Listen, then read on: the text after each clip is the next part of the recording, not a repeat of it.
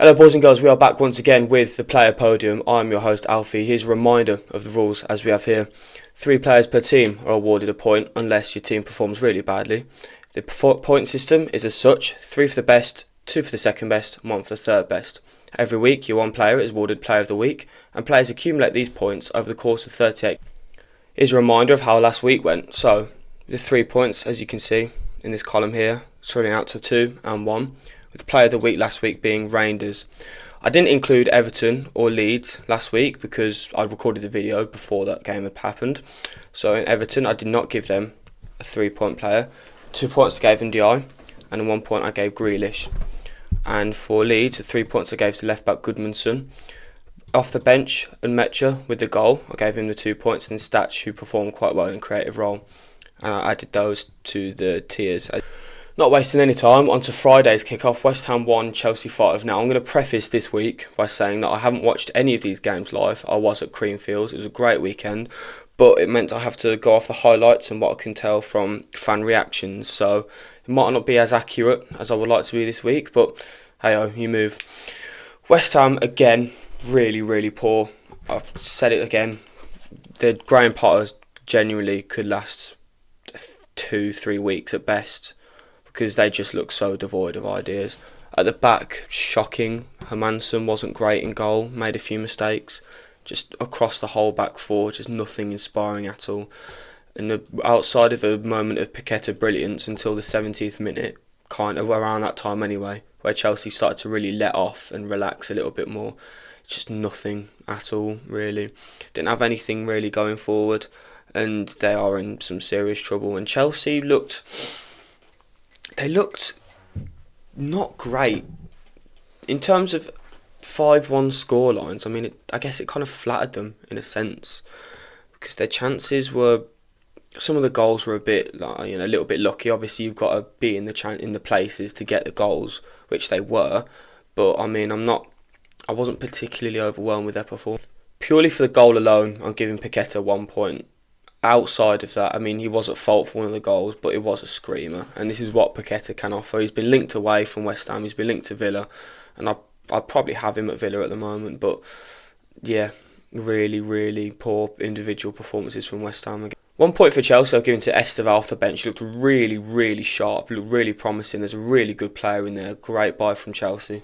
And he got his assist in the game today, well not today, but he got his assist in the game, and he did really deserve it, I thought.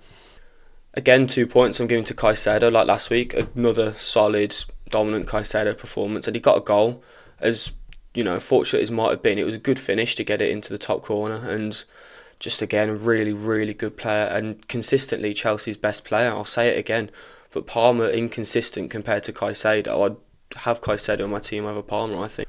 And with the 3 points I'm giving it to Pedro. I mean, it's clear that he could be Chelsea's man going forward. Picked over Delap again, and proved that he should be picked over Delap. I liked Delap signing until Pedro came in, but Pedro honestly really made his mark on Chelsea in that game, and this could be a dangerous season with him up front. Bit of a surprise result this one was on the Saturday. Spurs 2, City 0, and City, the performance against Wolves was just nowhere to be found. All the players, the individual players that looked good. Reinders dropped off. Cherky didn't do much off the bench. Haaland nowhere really to be found, missed his chances. And it was a really poor one for City, and Spurs just looked better.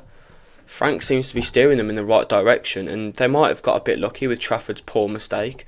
But I mean, you've got to be there to get the chances. It's really well taken, and yeah, Spurs could be something serious this season. With 1 point with City, I've gone Oscar Bob. I was debating whether I'd give him the point or not, but I do think he looks quite bright. It's quite rare in this City team, with all these superstars and all the money that they sign, that they get that young player through the academy. But they've got it with Lewis, they've got it with Foden, and Bob seems to be another one of those. I'm going to give the 2 points to Marmoush. I thought Marmoush was one of the City's bright sparks going forward. I thought it was unlucky that he didn't start the game against Wolves, because he is a really good player and they spent a lot of money on him. But he looked quite sharp going forward. He looked as if he wanted to make something happen, and he was one of the only players I really thought that was actually doing that for City in that game. Moving on to Spurs, new boy Polinia gets the point for me. His goal was really well taken, and he just looked overall really solid in that midfield. He looked pretty unshakable, and as the player that was at Fulham showed a bit again in that game, his goal was Trafford really cocked up on that. and Richarlison did well to get it to him, but the finish was strong. It was what it needed to be, and I was pretty impressed with Pellini's performance. Richarlison makes it onto the list again, and just up front, he just is really solid starting the season.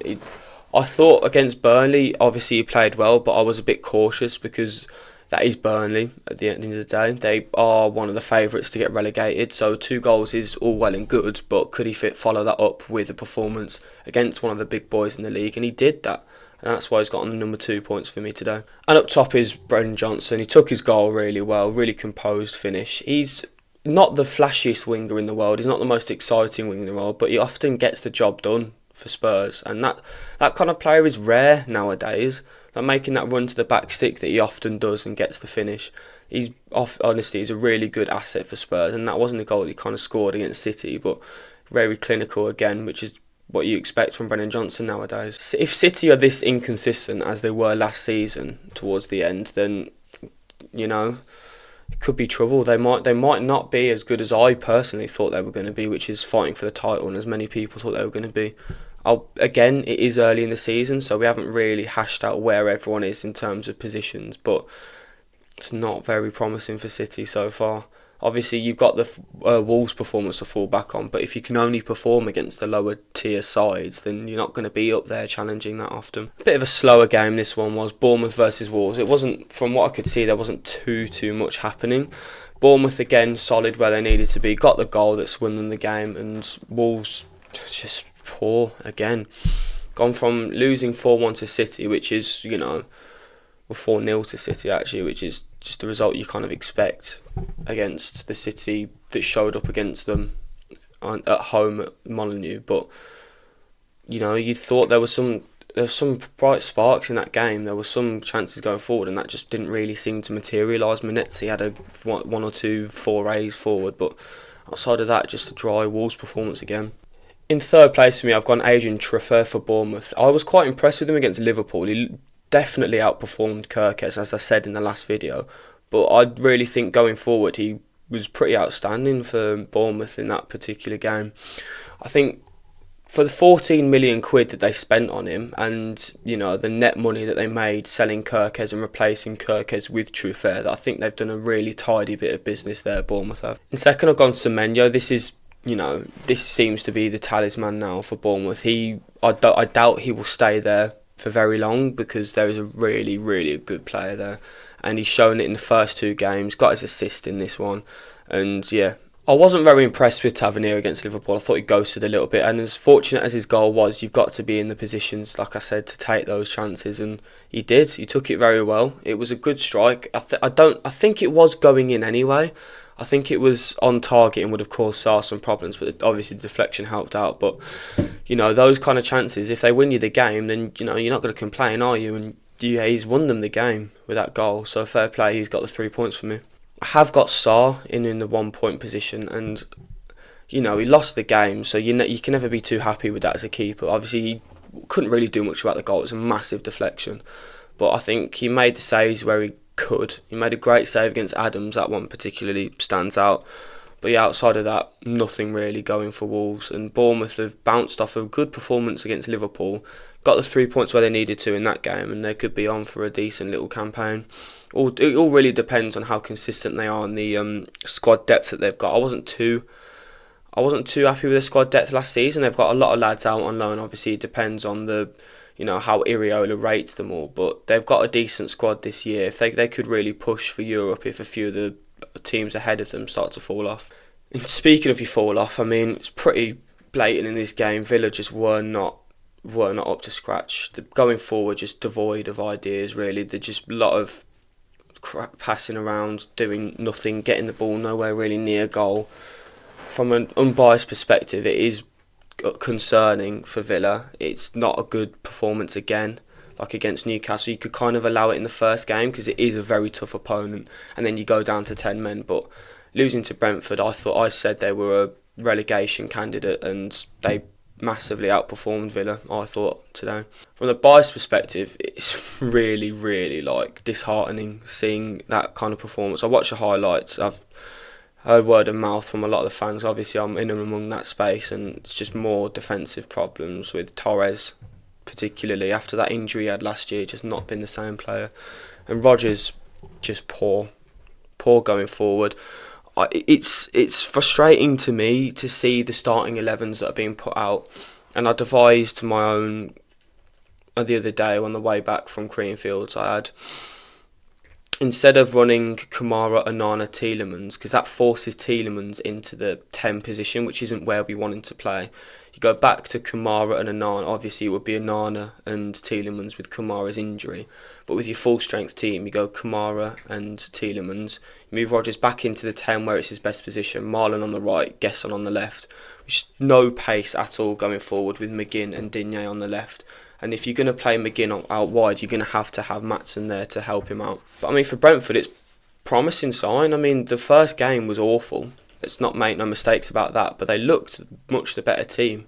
In the 1 point, I've gone with Michael Kayode. Obviously, FM wonder kid, so I know a little bit about him. But he looked really good on that right flank. He was putting a lot of crosses in, making a lot of chances for Brentford, and obviously going back, kept the clean sheet against a pretty drab wide display from Villa. Second, I've gone Ouattara. I think it was his debut, and his goal was well taken. Obviously, with the rebound and the little mix-up between Martinez and Cash, you know, being in that position, obviously, you hope that they'd score. But I say it again, you got to be in the position to get the goal, and he was in the position, and he got the goal. And for the 3 points for me is Mikkel Damsgaard. He is such a good player. I really rate Damsgaard. I really liked him at the Euros 2021, but even before the free kick he scored against us where he sparkled.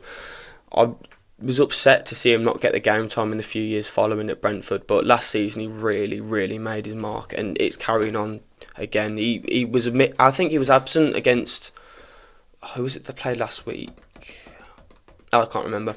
Anyway, he was absent last week, and they really needed him, and it showed. He came back. He had one chance I can recall particularly where there was Kamara, Cash, Mings, and someone else around him. He took it round them all, missed the shot, but that creative spark you can't ignore. I think he got the assist in the end for Ouattara, and it was a really good performance from Damsgaard, my man of the match for that game. For me, no Villa player past Tielemans really deserved any recognition. I thought Tielemans was the only kind of player that offered any real attacking spark in the slightest. Outside of that, there was just nothing to shout about for us in that game, and it's a very concerning performance overall from all the players. Rodgers just, I'll say it again, not up to the standard in the last two games, and I'm only really awarding Tielemans the points because he was like sweet corn in the pile of turd for me in that Villa performance. Another surprising result for me, I didn't see Burnley beating Sunderland at all. It's a massive result for Burnley in that relegation kind of area where you would expect Burnley to be this season, and Sunderland as well. So to get the early jump on Sunderland and kind of put the claim down to say that we can be better than you is a massive one for Burnley. Like last game, I've given Dubravka 1 point. I think he was solid in goal, kept a clean sheet, which is massive for a newly promoted team in your second game and your first game at home as well. They really need to make Turf Moor the fortress that it was under Dyche, and Dubravka did his job to help that happen. For 2 points, I'll give him to Jadon Anthony. Goal and assist for him in that game, and I really think that's a decent little buy from Bournemouth. That is, I don't recall him getting too much game time last year, and if he did, I don't think he was that inspiring. But you know, for a newly promoted team to sign someone that's played in the Premier League before, and he really showed up in that game.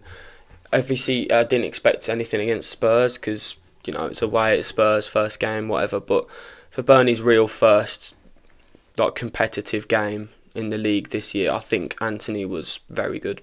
And the 3 points are given to Cullen. I think Burnley need that experience to stay up. They've got that in Dubravka. They brought in Walker as well, and Cullen's been in and around the squad for ages and ages now, back to the Dyche days. And a goal and assist, I think it was as well for him. The goal was really nicely well taken. I really like that from him, and rounded off a really nice Burnley performance. I've only given Xhaka the point. I didn't really see anyone else for Sunderland sparkle that much. Adingra I thought was okay off the right. I think 1 or 2 forays forward, but I thought without Xhaka it could have been a lot worse of a scoreline. I think he kind of, to the best of his ability, marshalled the back line, and in a game where Sunderland are performing well, and he could be really the linchpin that helps them progress up the table this year and keep them out of the relegation zone.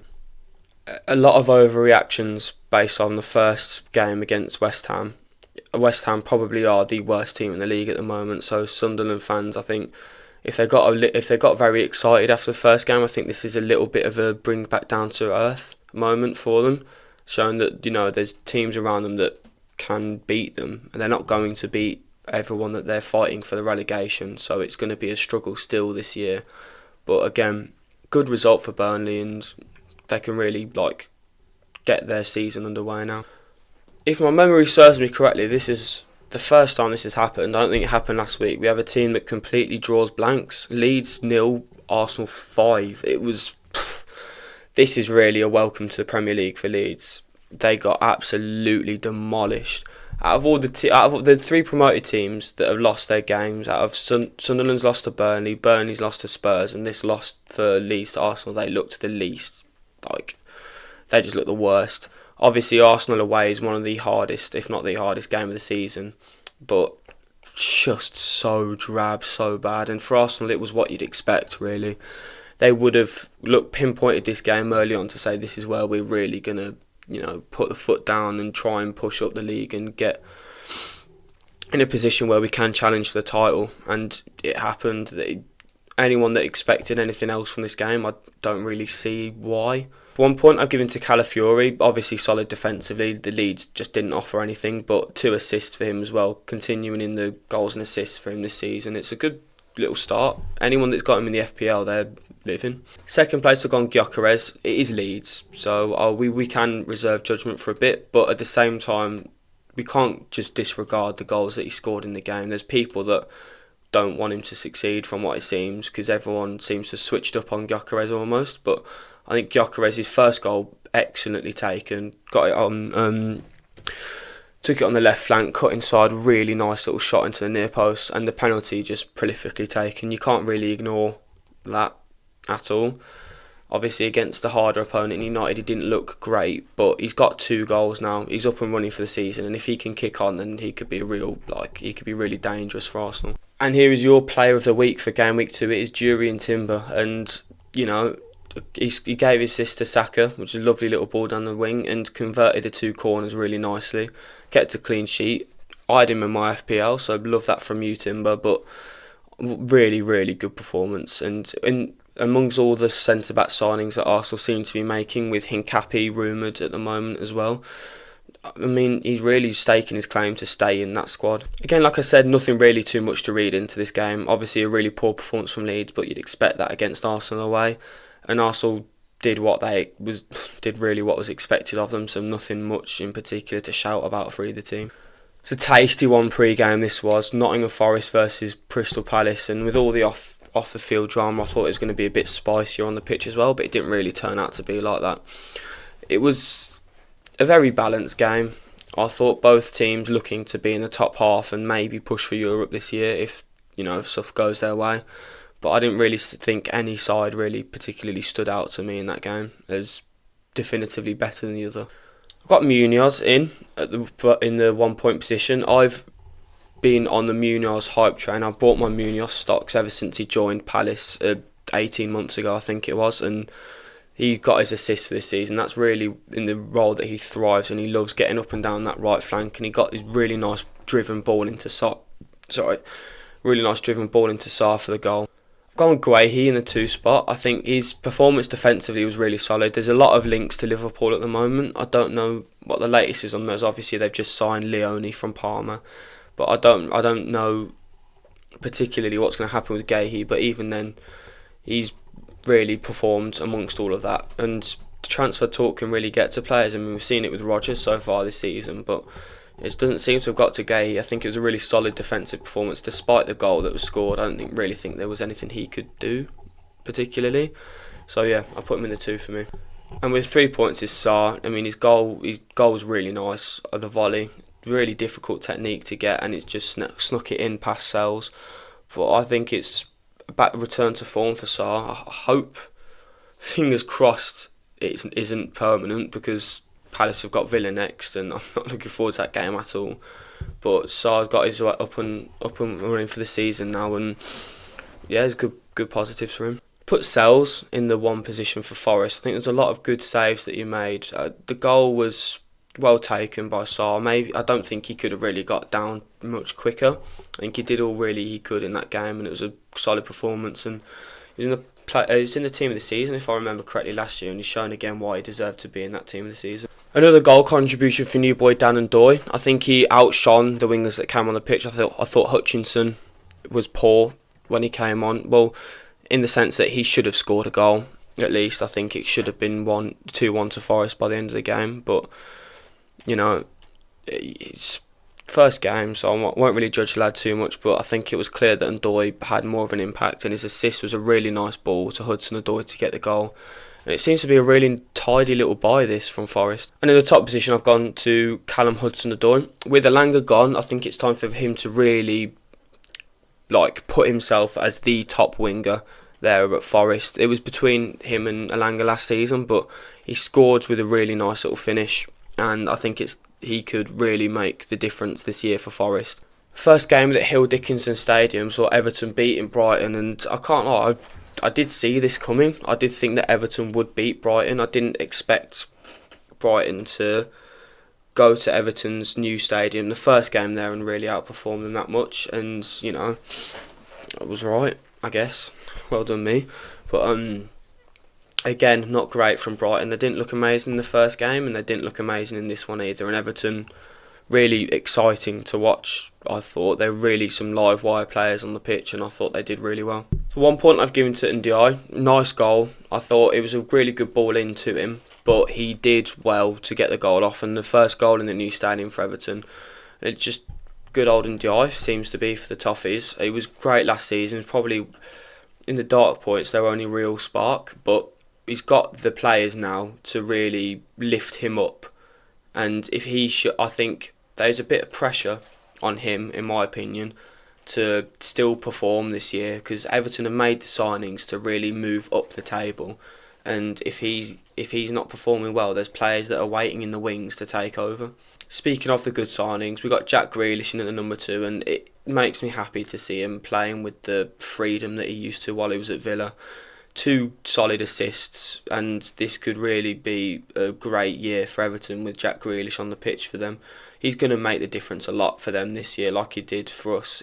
This is back down to he's stepped down from the level of City, obviously, but he's well versed in the upper mid-table role that he played while he was at Villa, and he's going to really bring a lot to Everton, and he I think is the man to take them forward. But in the 3 points, I've given it to Pickford. Penalty save, obviously, which was really well done by him. It wasn't a great penalty, it was a bit weak and he went early, but a penalty save is a penalty save. He made a lot of saves in the game as well, and he's one of the main reasons why, for me, Everton didn't drop a few points, concede a few goals, because while Brighton didn't offer much in the game, they had a few ventures forward, they got the penalty, and, you know, they could have gone up. I think there was a chance where Tarkowski gave the ball straight to O'Reilly, and Pickford made the save that he needed to, and he was just he was just there all the time for Everton, and he's just shown why he's England's number 1. There's no one really that outstanding for Brighton in that game. I've given Minter 1 point because I thought he had a great chance where he just flicked the ball over an Everton defender and had a great shot and rattled. I think he hit the bar, just got it over.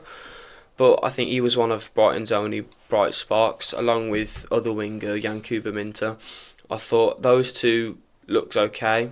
Welbeck really, really should have scored. I mean, I don't know how he missed the one that was open goal pretty much, and he obviously missed his penalty as well. But I thought those two, if they had the striker there, they could have done a lot better than they did in the game. But even so, they did fine as it was. Yet more dropped points for United in a 1-1 draw to Fulham, and you know, I thought United really should have won the game. They had the chances going forward. They looked quite good up front, and yet they just couldn't win the game, really. They had to score off the corner, which was, you know, deflected into the own goal, which was quite lucky, because I don't think, the header definitely wasn't going in. It was unlucky for Muniz to be in the position that he was. But yeah, it's again not that inspiring from United. They just lack that clinicality going forward. I doubted why they started Mount, but Mount played well. They just needed the player in the box to score. And again, you do wonder why Sesko isn't getting the game time. This could have been the game for him to really start, get a 60, 70 minutes under his belt and really try and make an impact, but it wasn't. It's good points for Fulham. I think I saw a stat, it was the first time United haven't won at Craven Cottage in ages, and if that is the case, then it's really good points picked up for Fulham. I've given Leno 1 point. I think he was great in goal.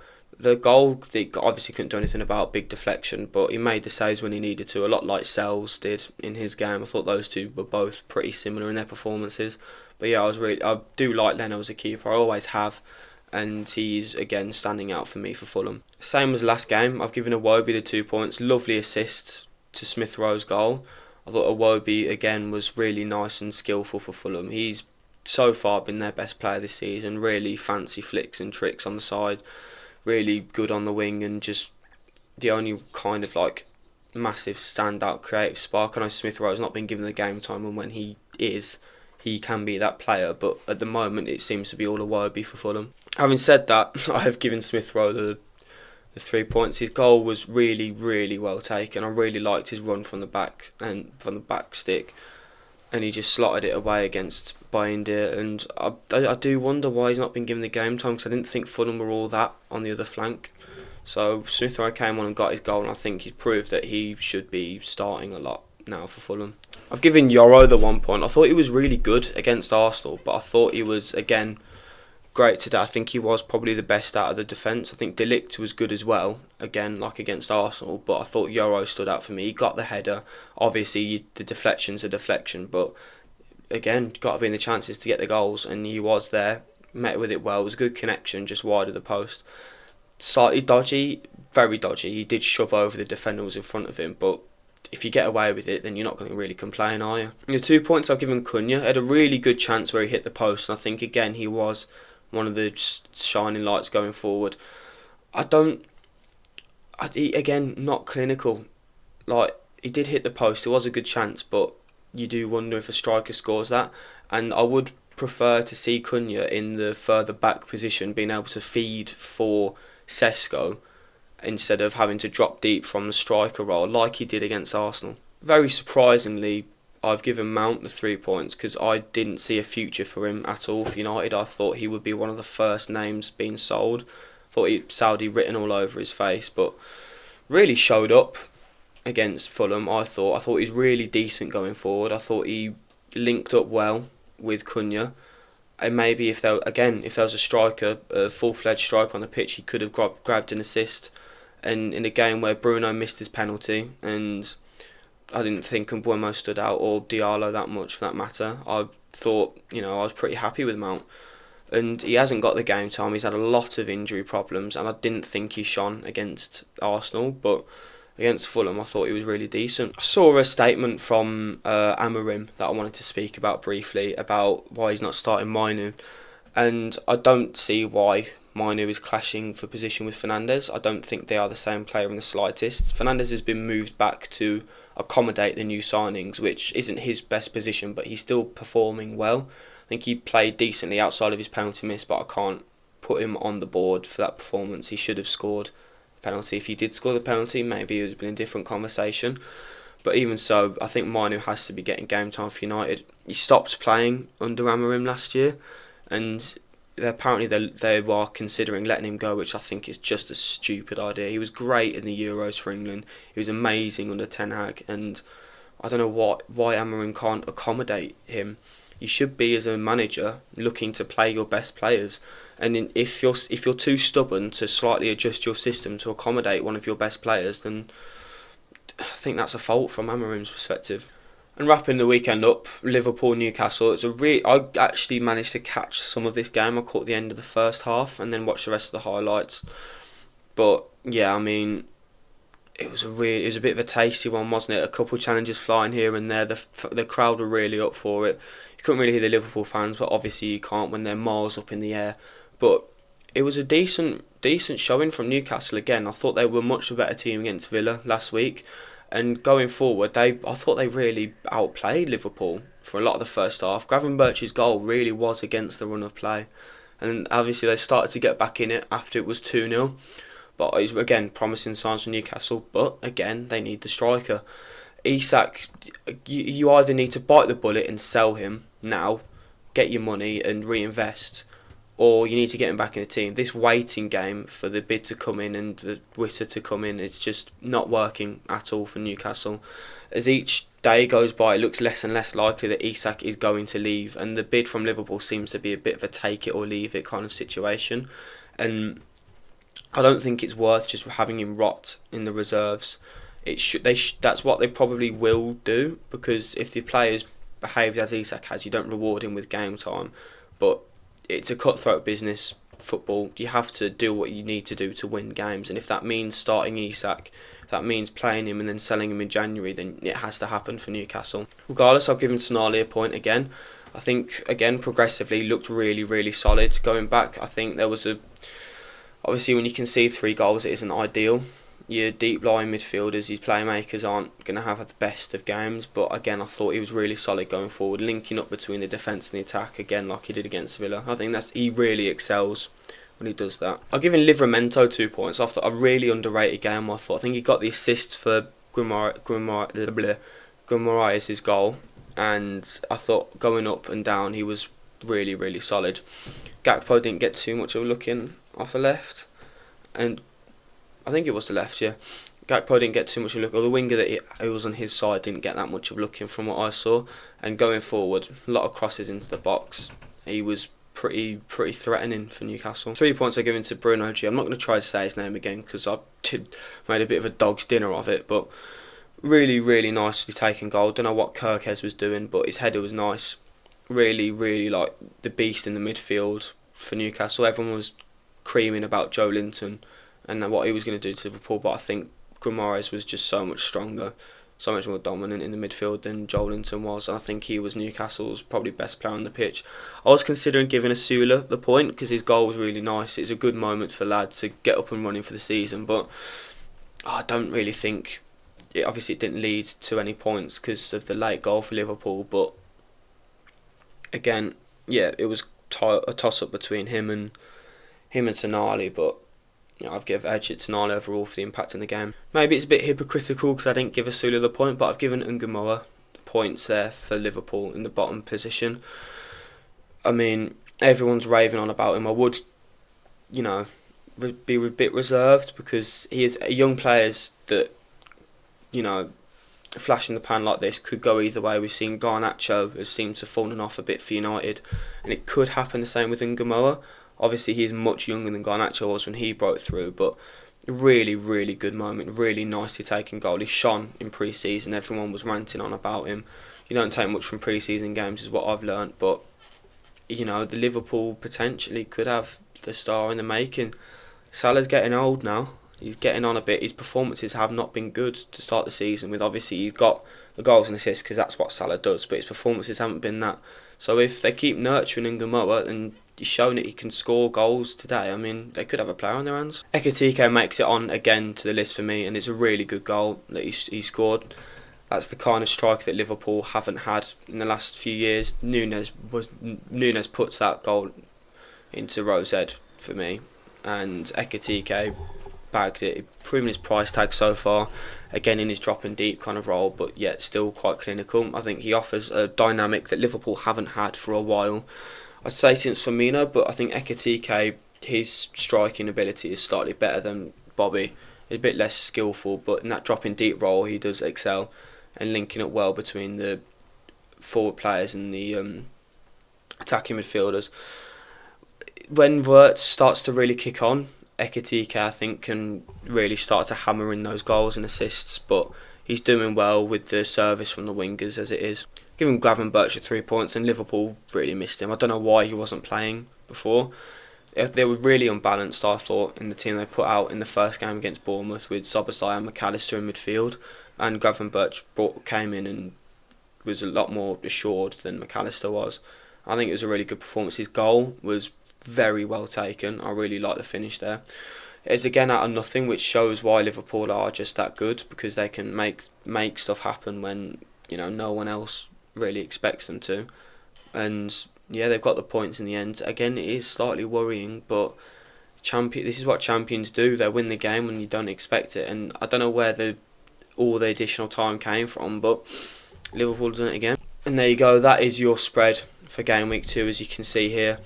You're starting to see players forming in the 1, 2 and 3 points, and then your breakaway players like Semenyo, Ekatike, Cunha and Richarlison so far have been the best players for their particular teams, I think, and Timber adding to Rangers on the player of the week list.